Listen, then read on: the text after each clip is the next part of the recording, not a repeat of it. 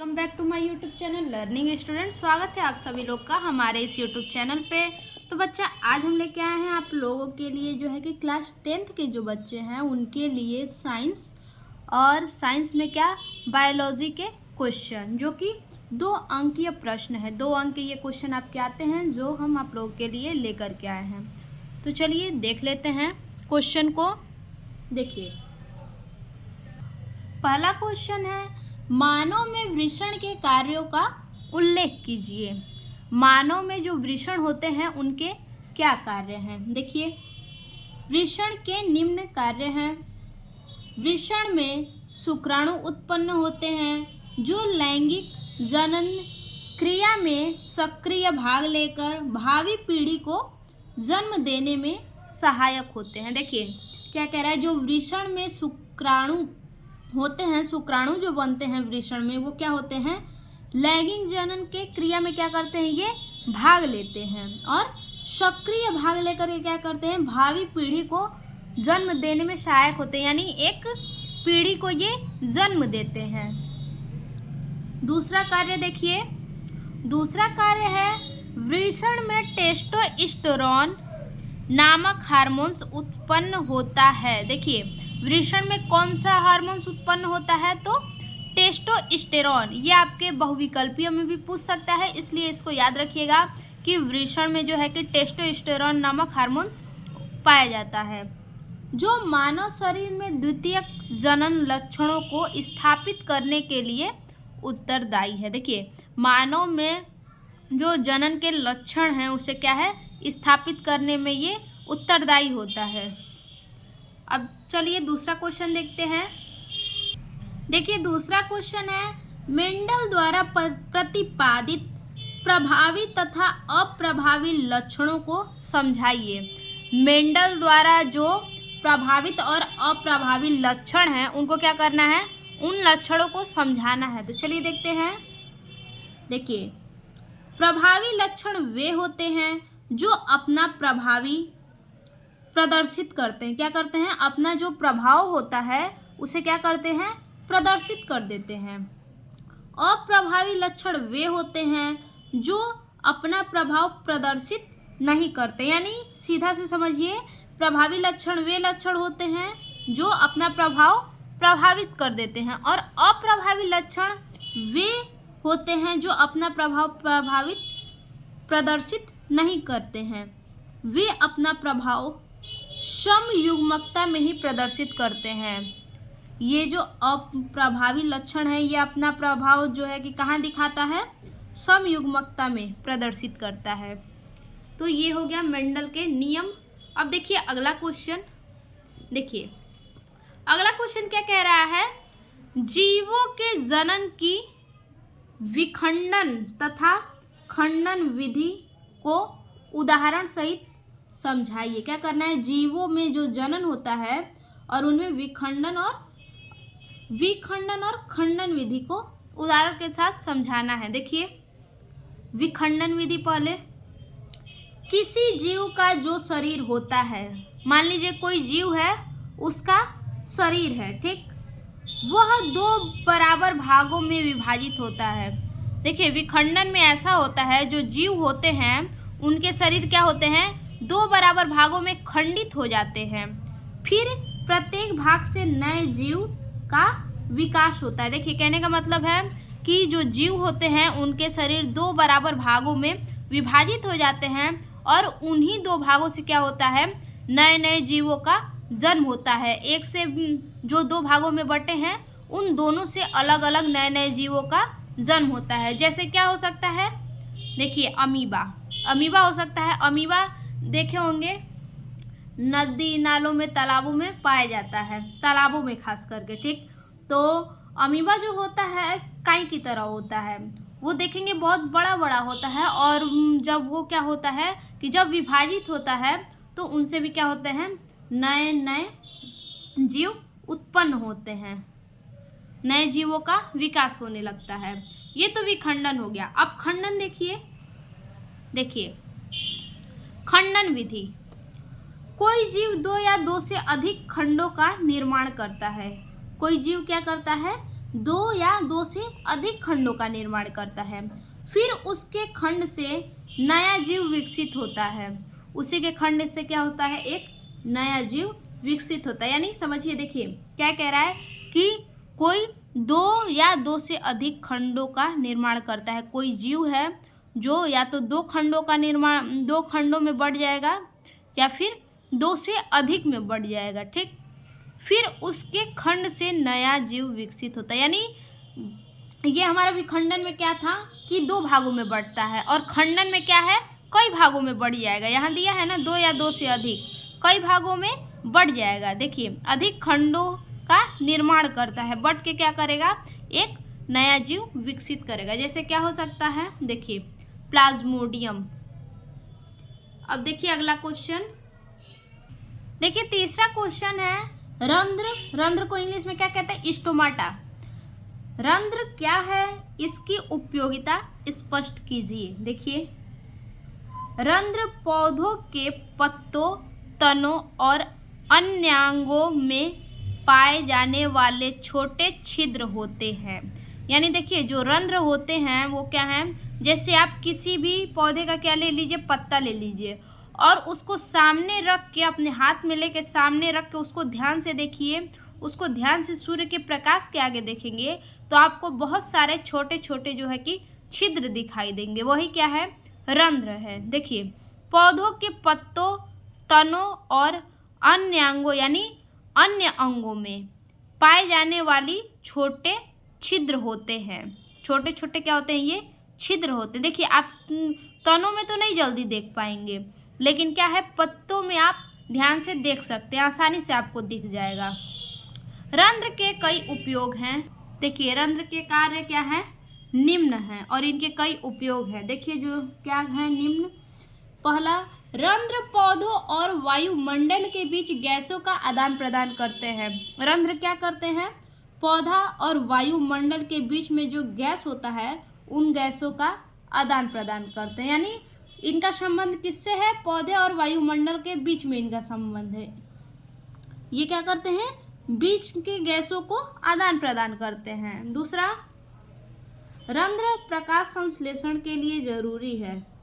रंध्र क्या है, प्रकाश संश्लेषण के लिए जरूरी CO2 को पौधों में प्रवेश करने देते हैं। जो रंध्र होते हैं प्रकाश संश्लेषण के लिए क्या है, बहुत ही ज़्यादा जरूरी है।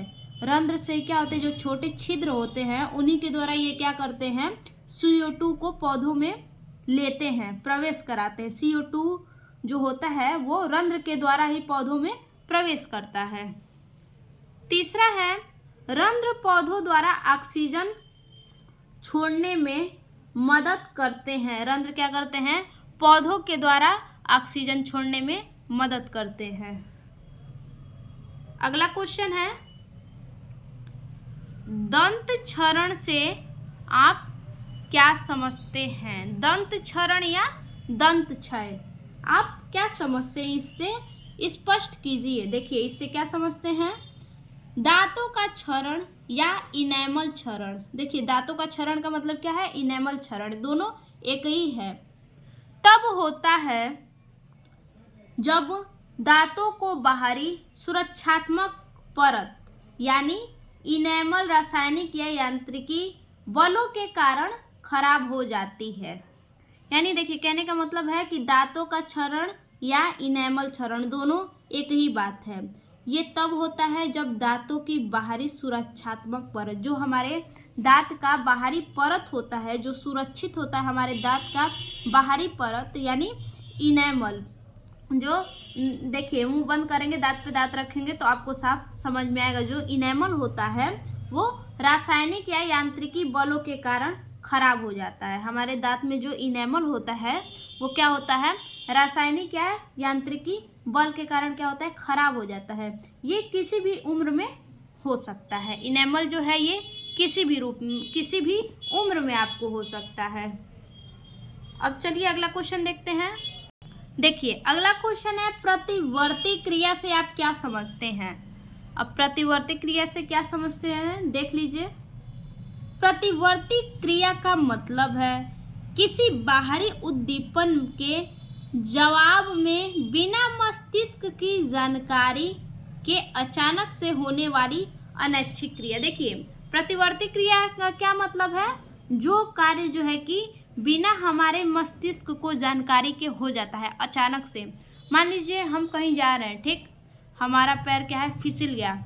अब हमारे दिमाग को तो पता नहीं था कि हम फिसल के गिरने वाले हैं या फिर कुछ भी, तो ये क्या है, प्रतिवर्ती क्रिया है, यानी अचानक से हो गया। जैसे क्या है, चलते चलते रास्ते में कांटे चुभ गए, ये भी क्या है, अचानक से हो गया, तो ये पता नहीं होता है कि कांटा चुभने वाला है, तो ये भी प्रतिवर्ती क्रिया। देखिए, कोई गर्म चीज पर हाथ रखते ही हाथ एकदम हटा लेना। किसी भी गर्म चीज पे हाथ रखते हैं, नहीं पता होता है, हाथ रख देते हैं तो जलता है, तो अचानक से क्या करते हैं, तुरंत हटाते हैं, एकदम हटा लेते हैं तुरंत ही। तो ये क्या होता है, ये तो हमारे दिमाग को पता नहीं होता है कि जलने वाला है, तो ये अचानक से होता है, तो ये भी क्या है, प्रतिवर्ती क्रिया है। ठीक। कांटा चुभते ही पैर का झटके के साथ ऊपर उठ जाना। जब कांटा चुभता है तो क्या करते हैं, पैर हमारा क्या होता है, झटके से ऊपर उठ जाता है। ठीक। तो ये भी क्या है, मतलब जितनी भी क्रियाएं अचानक से होती हैं, हमारे मस्तिष्क को नहीं पता होता है, उसे हम क्या कहते हैं, प्रतिवर्ती क्रिया कहते हैं। अगला क्वेश्चन देखिए, अगला क्वेश्चन है, क्या होगा यदि हम एक पोषी स्तर के सभी जीवों को नष्ट कर दें। देखिए, अगर हम एक पोषी स्तर के सभी जीवों को नष्ट कर दिया जाए तो क्या होगा। देखिए, अगर किसी पोषी स्तर के सभी जीवों को समाप्त कर दिया जाए तो पारिस्थितिक संतुलन प्रभावित हो जाएगा। क्या होगा, जो पारिस्थितिक संतुलन होगा सबसे ज़्यादा उस पर क्या होगा, प्रभाव पड़ेगा, और कई घातक परिणाम सामने आ सकते हैं। अगर इन जीवों के स्तर को समाप्त कर दिया जाए तो बहुत बड़ा संतुलन जो है कि बिगड़ जाएगा और कई घातक परिणाम देखने को मिल सकते हैं। जैसे खाद्य श्रृंखला टूट जाएगी। ठीक, खाद्य श्रृंखला क्या होगी, जो खाद्य श्रृंखला है वो पोषी स्तर के जीवों से क्या है, संबंधित है, तो ये खाद्य श्रृंखला जो है कि टूट जाएगी। दूसरा, ऊर्जा का प्रवाह रुक जाएगा, जो ऊर्जा का प्रवाह है वो रुक जाएगा। उच्च पोषी स्तर के जीवों को पदार्थ और ऊर्जा नहीं मिल पाएगी। जो उच्च पोषी स्तर के जीव हैं उन्हें क्या होगा, पदार्थ और ऊर्जा नहीं मिल पाएगी। तो ये हमारा हो गया एक पोषी स्तर के जीव। अब अगला क्वेश्चन देखिए, अगला क्वेश्चन है, वायवीय एवं अवायवीय श्वसन में अंतर लिखिए। तो चलिए अंतर देख लेते हैं। एक तरफ अवायवीय है, दूसरे तरफ वायवीय। देखिए इस साइड वायवीय है और दूसरे साइड अवायवीय। लिख लेते हैं इसको। देखिए, वायवीय श्वसन ऑक्सीजन की उपस्थिति में होता है। वायवीय श्वसन कब होता है, ऑक्सीजन की उपस्थिति में, और वही अवायवीय श्वसन ऑक्सीजन की अनुपस्थिति में होता है। जब वायवीय श्वसन ऑक्सीजन की उपस्थिति में होता है तो उस टाइम क्या होता है, अवायवीय श्वसन जो है इसकी अनुपस्थिति में होता है, ऑक्सीजन की अनुपस्थिति में। दूसरा, वायवीय श्वसन में भोजन का पूर्ण विखंडन होता है। जो वायवीय श्वसन है उसमें क्या होता है, भोजन का पूर्ण विखंडन होता है, और वहीं पे अवायवीय श्वसन में भोजन का पूर्ण विखंडन नहीं होता है, यानी जस्ट अपोजिट है, दोनों एक दूसरे के जस्ट अपोजिट है। तीसरा देखिए, वायवीय श्वसन में भोजन का विखंडन CO2 अर्थात कार्बन डाइऑक्साइड, जल और ऊर्जा में होता है। देखिए फिर से, वायवीय श्वसन में भोजन का विखंडन, वायवीय श्वसन में जो है कि भोजन का विखंडन किस में होता है, कार्बन डाइऑक्साइड, जल और ऊर्जा में होता है। और वही अवायवीय श्वसन में भोजन का विखंडन किस में होता है, अल्कोहल, कार्बन डाइऑक्साइड और ऊर्जा में होता है। यानी यहाँ देखिए, वायवीय में कार्बन डाइऑक्साइड, जल और ऊर्जा में, और वही अवायवीय में कार्बन डाइऑक्साइड न होकर के जल ना होकर के अल्कोहल, कार्बन डाइऑक्साइड, ऊर्जा। यहाँ आपका जल है, इसमें आपका जल नहीं है, अल्कोहल है, तो इसे आप याद रखिएगा। अब चलते हैं अगले क्वेश्चन की तरफ।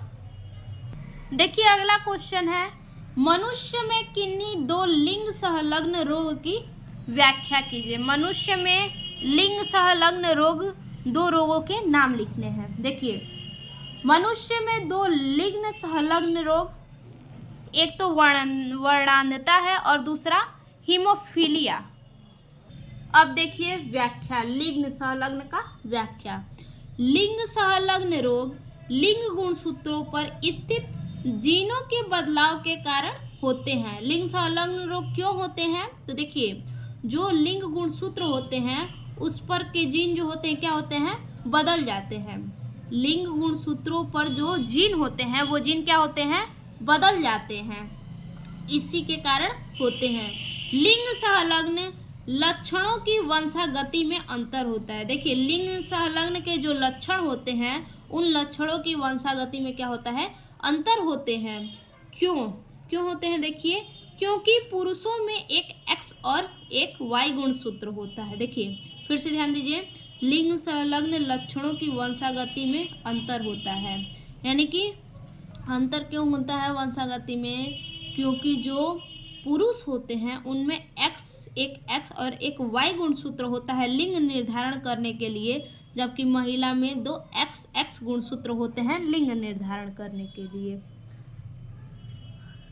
अब देखिए अगला क्वेश्चन। देखिए अगला क्वेश्चन है, नर तथा मादा मनुष्य में गुणसूत्रों की संख्या और प्रकार बताइए। यानी नर और मादा में जो है कि कितने गुणसूत्र होते हैं और कितने प्रकार होते हैं। देखिए नर तथा मादा में 46 गुणसूत्र होते हैं। नर में और मादा में दोनों में क्या होते हैं? 46 गुणसूत्र। और ये गुणसूत्र क्या होते हैं? पेयर में होते हैं, यानी 23 जोड़े में होते हैं ये गुणसूत्र। 23 जोड़े होते हैं। 22 जोड़े गुणसूत्र, 22 जोड़े मतलब 44। 22 जोड़े गुणसूत्र कायिक गुणसूत्र हैं। 22 जोड़े जो गुणसूत्र हैं वो नर और मादा दोनों में कायिक गुणसूत्र है, तथा एक जोड़े गुणसूत्र जो 44 के बाद बाकी जो दो बच रहा है वो एक जोड़ा गुणसूत्र जो है लिंग गुणसूत्र होते हैं। क्या करते हैं? लिंग निर्धारण करते हैं। नर में 22 प्लस XY गुणसूत्र होते हैं और वही मादा में 22 प्लस XX गुणसूत्र होते हैं। चलिए अगला क्वेश्चन देखते हैं। देखिए अगला क्वेश्चन है, दो पादप हार्मोन्स के नाम लिखिए। जो पादप हार्मोन्स है तो उन्हीं में से दो हार्मोन्सों के नाम लिखने हैं। तो देखिए पहला हार्मोन्स है ऑक्सिन और दूसरा जिब्रेलिन, यही दो हार्मोन्स हैं पादप के। देखिए अगला क्वेश्चन है हमारा, मनुष्य की आहार नाल का सबसे उपयोगी भाग कौन सा है और क्यों? जो मनुष्य हैं, जो मानव हैं, उनके आहार नाल का सबसे उपयोगी भाग कौन सा है और क्यों है? देखिए मनुष्य की आहार नाल का सबसे लंबा और ज़्यादातर पाचन करने वाला भाग छोटी आंत है। क्या है? छोटी आंत है। सबसे ज़्यादा ये पाचन करता है और सबसे लंबा आहार नाल है ये जो है कि आहार नाल का सबसे लंबा और ज़्यादा पाचन करने वाला भाग है छोटी आंत। यह अमाशय से गुदा तक जाती है। ये कहाँ जाती है? जो छोटी आंत है वो अमाशय से लेकर के गुदा तक जाती है और लगभग 20 फीट लंबी होती है। देखिए जो छोटी आंत होती है वो कितनी होती है? लगभग 20 फीट लंबी होती है। देखिए अगला क्वेश्चन है, ओजोन परत के क्या कार्य हैं? लिखिए। देखिए ओजोन परत पृथ्वी के ऊपरी वायुमंडल में स्थित है। ओजोन परत कहाँ स्थित होता है? जो हमारा पृथ्वी है, पृथ्वी के ऊपरी वायुमंडल में स्थित होता है। ओजोन परत सूर्य से आने वाली पराबैंगनी विकिरण, पराबैंगनी विकिरण का मतलब यूवी रे किरणें, यूवी रे किरणें जो है उनको बोला है पराबैंगनी विकिरण का 97% से 99% अवशोषित कर लेती है। ओजोन परत जो है सूर्य से आने वाली पराबैंगनी किरण जो होती है, जो सूर्य से पराबैंगनी किरण आती है उसको क्या कर लेता है, अवशोषित कर लेता है। कौन? सूर्य अवशोषित कर लेता है। यह पृथ्वी का सतह पर, यह क्या करता है, पृथ्वी की सतह पर जीवन को विकिरण के हानिकारक स्तरों से बचाने के लिए क्या है, मौलिक है। जो जीवन को विकिरण के हानिकारक स्तरों से क्या करता है, बचाता है।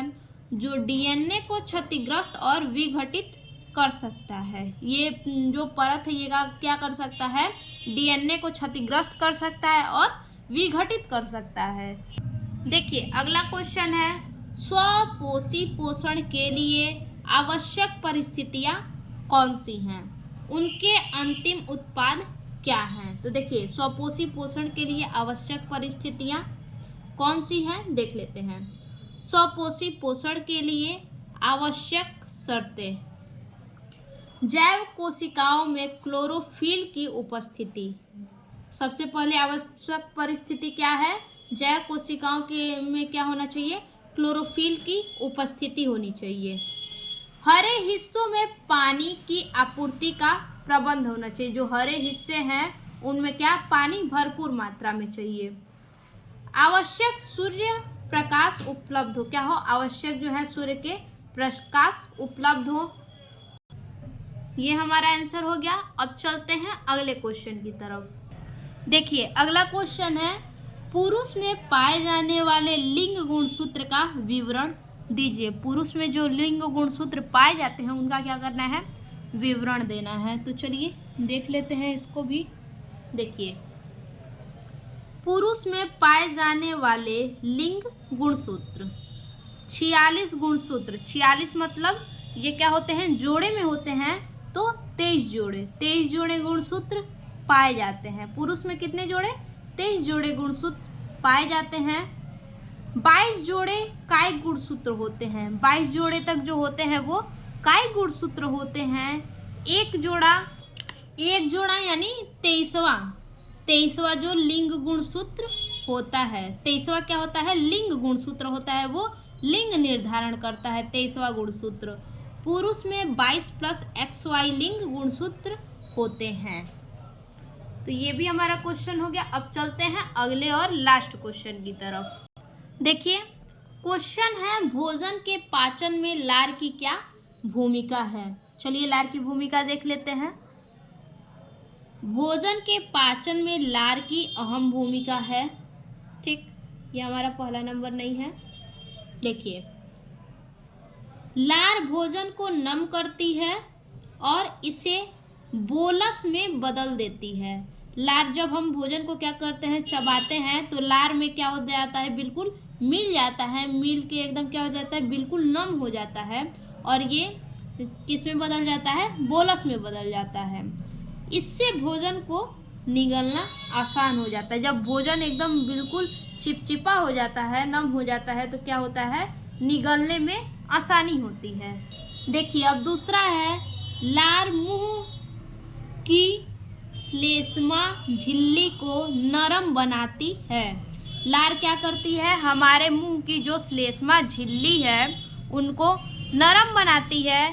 खाने, निगलने और बोलने के दौरान होने वाले आघात से बचाती है। देखिए जब खाना हम निगलते हैं और क्या करते हैं, साथ ही साथ बोलते हैं, तो क्या करता है, उसी के दौरान क्या करता है, हमें आघात से लार जो होता है कि बचाव करता है हमारे मुंह का। तीसरा नंबर है, लार में मौजूद कुछ एंजाइम, लार में क्या होते हैं, एंजाइम मौजूद होते हैं और मुंह में मौजूद जीवाणुओं को खत्म कर देते हैं। देखिए जो हमारे लार में एंजाइम मौजूद होते हैं वो क्या करते हैं, मुंह में जितने भी कीटाणु होते हैं उन्हें, उन कीटाणुओं को मार देते हैं। अब चलिए अगला क्वेश्चन है, देखिए अगला क्वेश्चन है हमारा, लार में कौन सा एंजाइम पाया जाता है, वह किसका पाचन करता है। देख लेते हैं कौन सा एंजाइम है। देखिए लार में टायलिन नाम का एंजाइम पाया जाता है। क्या चीज़, टायलिन नाम का एंजाइम पाया जाता है, जो स्टार्च को तोड़कर क्या करता है, स्टार्च को हमारे मुंह में ही तोड़ देता है। स्टार्च को ही, जो टायलिन नामक एंजाइम है वो क्या करता है, स्टार्च को तोड़ देता है और तोड़कर भोजन का पाचन शुरू करता है, तोड़ करके भोजन को पचाना शुरू कर देता है। तो आज के लिए बस इतना ही, फिर से मिलते हैं एक और नए वीडियो में, तब तक के लिए धन्यवाद।